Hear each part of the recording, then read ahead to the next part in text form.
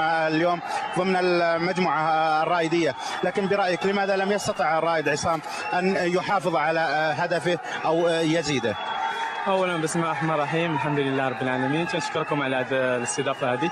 الصراحه كما تشوف يعني فريق الرائد فريق يعني قدم مستوى جيد لا في الشوط الاول ولا في الثاني، بس شويه الخبره هي اللي خلت فريق الشباب يعني يعرف كيفاش يتدارك الفرص ويجيب اهداف.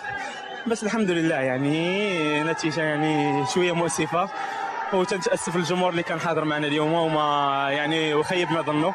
بس نقول ان شاء الله بان الفريق جاي ان شاء الله جاي. تتوقع ان فترة التوقف تفيد الفريق؟ بطبيعة الحال صراحة باش نشوفوا إن شاء الله يعني المدرب يوقف على شوية التكتيك وزي كذا يعني، ويشوف اللعيبة اللي ممكن يسيروا المباراة.